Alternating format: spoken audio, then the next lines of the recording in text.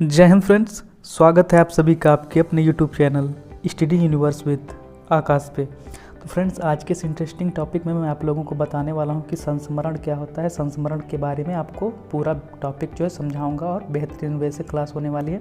तो क्लास को फटाफट आप लोग एक बार शेयर कर दीजिए जिससे कि सारे लोग क्लास पर जुड़ सकें। ठीक है, तो यहाँ पर लिखा हुआ है क्या कि स्मृति के आधार पर किसी विषय पर अथवा किसी व्यक्ति पर लिखित आलेख संस्मरण कहलाता है। अब इसका मतलब क्या है, यानी कि देखो, संस्मरण दो शब्दों से मिलकर बना होता है। एक होता है आपका स्मृ धातु। धातुएं कौन सी होती हैं जो संस्कृत में पढ़े होते हैं, जैसे कि आपका हो गया पठ धातु, तो पठत पठता पठंती, ठीक है, पठस पठता पठत, पठामे पठावा पठामा, ये आप लोग देखे होंगे। तो एक होती है धातु स्मृ धातु, ठीक है। तो स्मृ धातु से सम उस पर जो है आपका उपसर्ग बना हुआ है। कौन सा? सम उपसर्ग। यहाँ पे मैं लिख दे रहा हूँ सम, ठीक है, सम उपसर्ग बना हुआ है। और लास्ट में क्या है? ल्यूट प्रत्यय। एक होता है प्रत्यय, ल्यूट प्रत्यय। प्रत्यय के प्रकार होते हैं, ठीक है। तो ये जब मैं उपसर्ग प्रत्यय पढ़ाऊंगा तब बताऊंगा आपको। तो ल्यूट प्रत्यय आपके सिलेबस में भी नहीं है, प्रत्यय उपसर्ग, आप लोग बस समझ लीजिए किससे बना हुआ है। तो ल्यूट प्रत्यय क्या होता है मेरे दोस्त? ल्यूट प्रत्यय क्या होता है? ल्यूट प्रत्यय का मतलब होता है अन्न। क्या होता है? अन्न, आ न अन्न, ठीक है। तो किससे किससे मिलकर बना हो गया? देखो, संस्मरण दो शब्दों से मिलकर बना होता है। एक होता है आपका सम प्लस स्मरण, ठीक है, सम प्लस स्मरण, सम प्लस स्मरण, ये हो गया। लेकिन अन मैंने बताया, तो अन कहाँ पे आया? देखिए लास्ट में इसको अगर आप लोग देखेंगे, संस्मरण, मरण, अड़ की आवाज़ आ रही है ना, अड़, आ और ना अन, ये वाला प्रत्यय लास्ट में जो लगता है प्रत्यय होता है, जो स्टार्टिंग में लगता है वो उपसर्ग होता है, ठीक है। उपसर्ग स्टार्टिंग में लगता है, लास्ट में प्रत्यय लगता है, ठीक है। तो उपसर्ग और प्रत्यय, तो उपसर्ग कौन सा लगा? इस सम उपसर्ग, और प्रत्यय कौन सा? अन प्रत्यय। अगर पूछे कोई संस्मरण में कौन सा प्रत्यय है, तो अन प्रत्यय, और उपसर्ग कौन सा है? तो सम उपसर्ग है। और कौन कौन से शब्दों से मिलकर बना है? तो सम प्लस स्मरण। अब यहाँ पे स्मरण एक शब्द आ रहा है, तो स्मरण से आपको पता चल रहा है क्या? मतलब अपनी क्षमता, कौन सी? सोचने की क्षमता। स्मृति मतलब मेमोरी, मतलब कि याददाश्त, ठीक है। तो स्मृति के आधार पर मतलब अपनी मेमोरी के आधार पर, मतलब किसी सोच समझ करके, ठीक है, स्मृति से अपने किसी कोई भी विषय है, कोई घटना है, कोई दृश्य है, उस पर अथवा किसी व्यक्ति पर लिखा गया आलेख क्या होता है? संस्मरण कहलाता है। यानी कि अपनी स्मृति के आधार पर सोच विचार करके हमने मान लीजिए आप हो, ठीक है, आपका नाम क्या है? मान लीजिए यहाँ पे आपका नाम अनुराग है, ठीक। मान लीजिए सपोज दैट आपका नाम क्या है? अनुराग है। तो मैंने अनुराग के बारे में अपनी स्मृति, अपनी सोचने समझने की क्षमता के आधार पर आपके बारे में मैंने लिख दिया, एक लेख लिख दिया, उसी को क्या कहेंगे? संस्मरण। लेकिन ये बात ध्यान रखिएगा, जो संस्मरण होता है, ठीक है, जो भी संस्मरण आप लिखेंगे उसमें कोई भी काल्पनिक चीज़ नहीं होगी। सारी की सारी चीज़ें क्या होंगी? एकदम सत्य होंगी, साथ इसमें, ठीक है, एकदम सत्य सारी चीज़ें होंगी, कोई भी काल्पनिक चीज़ नहीं होती।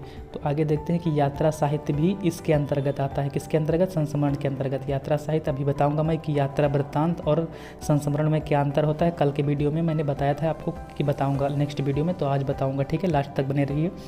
संस्मरण को साहित्यिक निबंध की एक प्रवृत्ति भी माना जा सकता है। जो संस्मरण होता है उसको क्या मानते हैं मेरे दोस्त? साहित्यिक निबंध जो आपका होता है उसकी एक प्रवृत्ति भी माना जा सकता है। आप चलते हैं, अगला जो है क्या कह रहा है कि ऐसी रचनाओं को संस्मरणात्मक निबंध कहते हैं। जिनको हम इस संस्मरण को साहित्यिक निबंध प्रवृत्ति मानते हैं, तो ऐसे निबंधों को क्या कहेंगे? संस्मरण से मानते हैं तो संस्मरणात्मक निबंध कहेंगे, ठीक है। ये आपका हो गया। अब चलते हैं कि मैंने हर विधा में बताया आपको कि प्रथम कहानी क्या है, प्रथम उपन्यास, प्रथम नाटक, प्रथम यात्रा वृत्तांत, सब कुछ बताया है मैंने, ठीक है। तो यहाँ पर भी आप लोग देख लीजिए कि प्रथम संस्मरण कौन सा है। तो बालमुकुंद गुप्त द्वारा सन 1907 ईस्वी में लिखा गया, यहाँ पे सन 1907 ईस्वी में लिखा गया प्रताप नारायण मिश्र पर लिखे संस्मरण को, प्रताप नारायण मिश्र में लिखा गया, बालमुकुंद गुप्त द्वारा सन 1907 में प्रताप नारायण मिश्र पर, इन्होंने प्रताप नारायण मिश्र पर लिखा था संस्मरण, ठीक है। उसी को हिंदी का प्रथम संस्मरण माना जाता है। इसका नाम ही है इस विधा का संस्मरण। इसको ब्रैकेट में कामा लगा करके लिखिएगा, ठीक है। तो संस्मरण को क्या कहते हैं? हिंदी का प्रथम संस्मरण माना जाता है। ये हो गया आपका। फिर कुछ बातें बता दूं मैं, संस्मरण और यात्रा वृत्तांत में क्या अंतर होता है। ठीक है, संस्मरण और यात्रा वृत्तांत, तो देखिए यात्रा वृत्तांत मैंने कल बताया था कि किसी स्थान में बाहर से आए, मतलब कोई भी व्यक्ति है, ठीक है, कोई किसी भी मतलब कोई भी स्थान है, मान लीजिए शिमला हो गया, तो हमने शिमला के बारे में आपने वर्णन कर दिया कि हाँ शिमला जाने में इतने किलोमीटर है, वहाँ का सुंदर मनमोहक दृश्य है, वहाँ जाने में इतना खर्चा लगता है, ये लगता है, वो लगता है, और यहाँ वहाँ पे इतने इतने दृश्य हैं, इतने अच्छे पहाड़ हैं, इतने, ठीक है, मतलब आप कुछ अपने बारे में लिख दिया, तो उस आप वहाँ पे जो है यात्रा वृत्तांत में उस स्थान का नाम, उस स्थान का और समय, दोनों चीज़ें बहुत ज़रूरी होती हैं, किस समय में आपने रचना की। ठीक है, तो ये दोनों चीज़ें बहुत इंपॉर्टेंट होती हैं, लेकिन संस्मरण में ऐसा कुछ नहीं है, आप कभी भी जो है स्थान की ज़रूरत नहीं पड़ती कि उसमें आप किसी भी व्यक्ति के बारे में लिख सकते हैं। ठीक है, लेकिन उस व्यक्ति का आपके जो है आपसे संपर्क अच्छा होना चाहिए, मतलब आपसे जैसे जीवनी होती है, तो जीवनी आप लिखते हैं, तो जैसे महात्मा गांधी के बारे में जीवनी लिख दी, ठीक, तो महात्मा गांधी से क्या पता आपका परिचय है कि नहीं है, उससे संपर्क है कि नहीं है महात्मा गांधी जी से, लेकिन जो जिसके बारे में संस्मरण लिखेंगे उसके बारे में आपको उसका संपर्क आपसे अच्छा होना चाहिए, बिल्कुल ज़बरदस्त संपर्क होने चाहिए, तभी आप संस्मरण लिखेंगे, क्योंकि तभी आपको पता चलेगा। काल्पनिक उसमें लिख नहीं सकते, ठीक है, काल्पनिक लिखेंगे नहीं, लिखेंगे क्या, केवल वास्तविक चीज़ें लिखेंगे, तो इसलिए संस्मरण होता है। और संस्मरण में क्या होता है कि व्यक्ति के बारे में वर्णन करते हैं, और आपका यात्रा वृत्तांत जो होता है वो घटना या फिर किसी स्थल के बारे में, वो उस घटना या फिर किसी दृश्य या फिर किसी व्यक्ति के बारे में, वहाँ पे व्यक्ति के बारे में तो जैसे कि अगर कोई बाहर से व्यक्ति आया हुआ है तब लिख सकते हैं उसके बारे में, लेकिन वहाँ पे स्थान और समय की जो है बहुत बेहद ज़रूरत होती है, इसमें नहीं होती। तो इतना अंतर होता है संस्मरण और आपका यात्रा वृत्तांत में।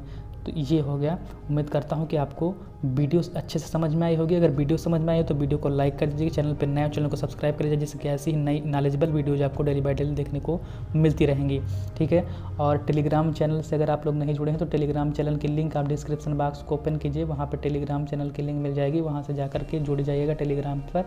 और व्हाट्सएप ग्रुप की लिंक भी वहाँ पे मिल जाएगी। और कोई भी किसी भी प्रकार की आपको प्रॉब्लम आ रही हो तो आप जो है मेरा नंबर वहाँ पे दिया गया होगा स्क्रीन पे या फिर नीचे डिस्क्रिप्शन बॉक्स में, वहाँ पर व्हाट्सएप करके कुछ भी पूछ सकते हैं, या फिर आप कमेंट सेक्शन खुला हुआ है, कमेंट सेक्शन में कमेंट करके पूछ सकते हैं। ठीक है, तो आज के वीडियो में इतना ही, मिलते हैं नेक्स्ट वीडियो में, तब तक के लिए जय हिंद, जय Bharat, take care, bye bye, love you.